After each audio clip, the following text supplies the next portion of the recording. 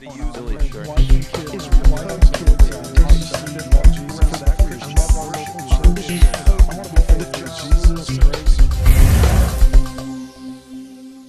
Thank you very much. I'm very honored to be here today, gathered with these eminences and excellencies and political leaders and scholars. I congratulate this organization, In Defense of Christians, for coming together to rise up to defend the Christian communities of all traditions across the Middle East. While it is an honor to be here today, I am saddened that we have to be here today.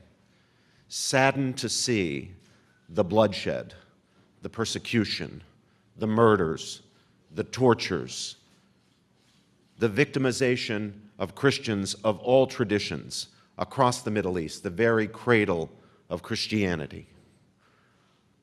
Wherever we look, from Iran to Afghanistan, Pakistan, Iraq, Syria, Egypt, throughout the Middle East, we see the constant, the thing that doesn't vary, is the persecution of Christians. Christians are not alone among the persecuted, and we must stand for all the victims of religious persecution, because it's the fundamental right of every human being, irrespective of faith, to have religious freedom, the freedom to worship God as the person sees fit, in line with the person's conscience. And so, our heart goes out to other persecuted people, Jews, Baha'is, Zoroastrians, Yazidis, Muslims of different traditions. And yet the constant we see is the persecution of Christian people. I'm proud of these excellencies and eminences for the witness that they are giving by joining together here and there to raise the voice against persecution. I'm proud of the Christian communities who are suffering in the Middle East, but who will not yield their faith, who will bear witness even if it comes to martyrdom. As a Christian myself, whose own roots are in Middle Eastern Christianity. Well, in a certain sense, all Christians have their roots in Middle Eastern Christianity. But in my case, in Syria and Lebanon, I'm proud of the Christian communities. But I wonder, where is the voice of Christianity, of Christians, in the affluent and powerful nations of the West? Where is the voice being raised on behalf of Middle Eastern Christians by my fellow American Christians and Christians in Europe? Yes, some have raised their voices, and they are to be congratulated.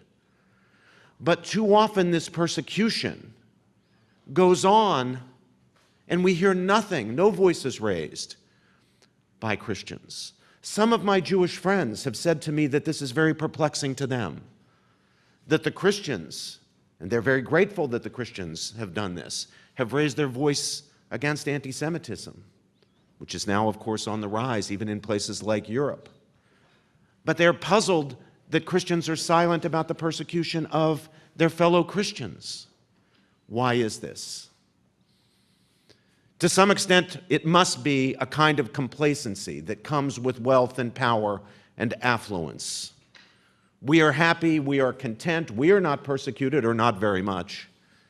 And so we do not see the persecution of our brothers and of our sisters on the other side of town in the Middle East. But I worry that it's something deeper than that in the West. For there is a narrative in the West among an influential sector, the elite sector of our culture, in academia and the professional associations in journalism and elsewhere. There's a certain narrative uncritically believed, a false and pernicious narrative,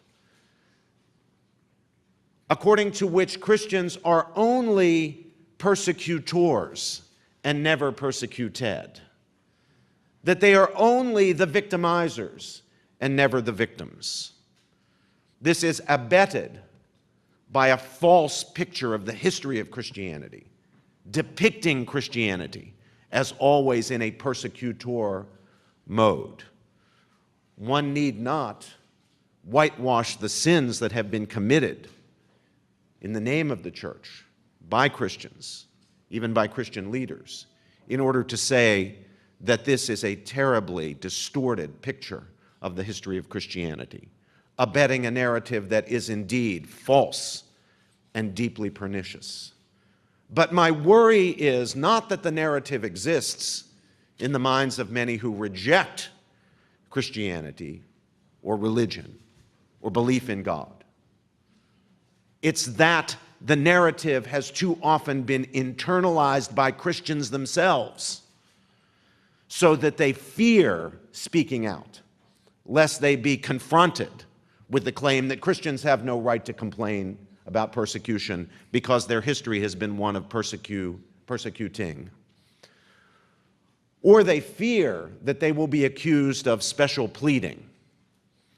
But as the heads are being chopped off by ISIS and other criminals, as the tortures are occurring, as people are being buried alive, as women are being raped, as evil beyond imagining, genocidal evil is being done, we in the West must not worry about being accused of special pleading when we raise our voices on behalf of our Christian brothers and sisters.